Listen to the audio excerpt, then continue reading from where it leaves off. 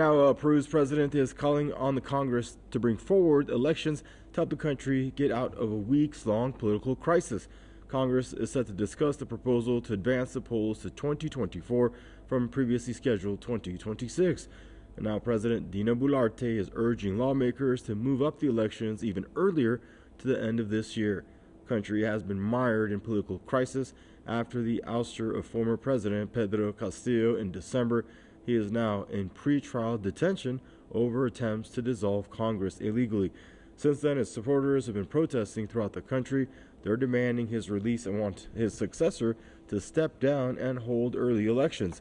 Almost 60 people have so far been killed throughout the protests.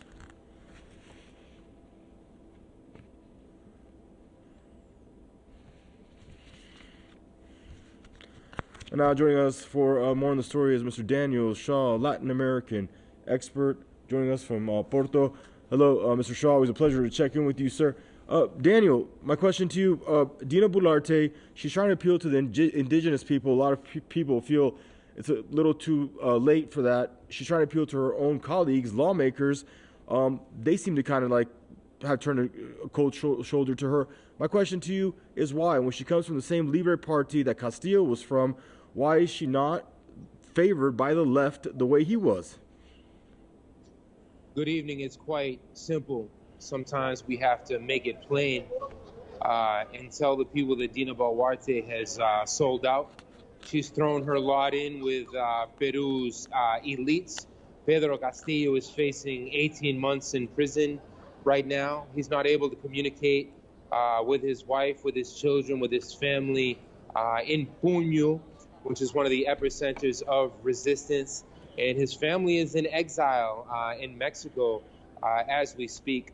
We've seen this absolute repression of the Peruvian people who very consciously yesterday marched on the U.S. Embassy because they understand very clearly who is behind this coup.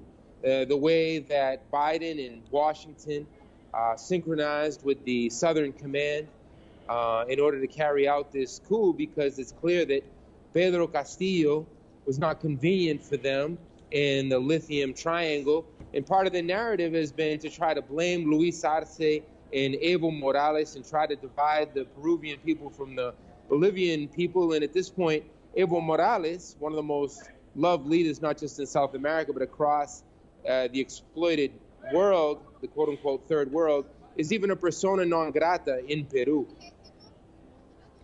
Right, and Daniel, basically, we know protesters want her to resign. She's called to push up elections multiple times now. She's trying to get him to push up to the end of this year, but yet again, and she says she has no ambition to try to hold on to power. Yet she is not resigning, which is really what all the protesters want. They just want her. They want they want Castillo reinstated.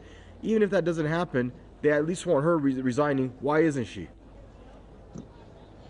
Yes, and at the same time, as we've said, 60 have already been murdered.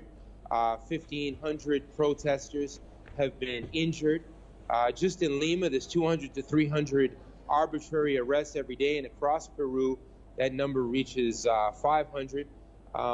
This is against all of the constitutional amendments in Peru. And I think it's important to flip this narrative back on its feet. If we read the New York Times and the Wall Street Journal and all the mouthpieces of U.S. interest, they've tried to say that Pedro Castillo was the coup monger, but that is false. Pedro Castillo was the victim of a parliamentary right-wing coup.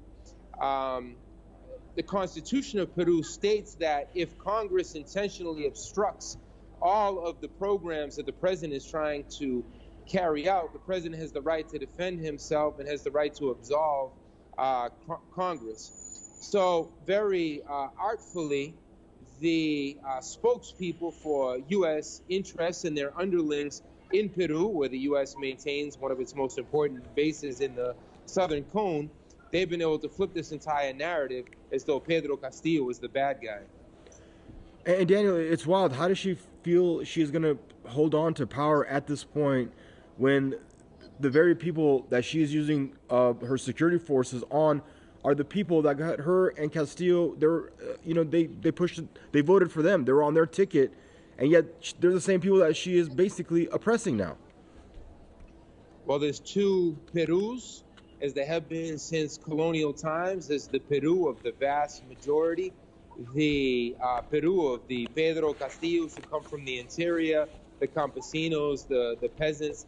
And Dina Boluarte very clearly has stood on the side with the other Peru, the Peru of the 0.01%, the Creole elites, the light-skinned European descendant elites, where the political power has been concentrated in Lima. I think it's important to look at the international context as well. Dina Boluarte now oversees a massive budget of the executive, which Pedro Castillo was using for social programs and sticking to his agenda.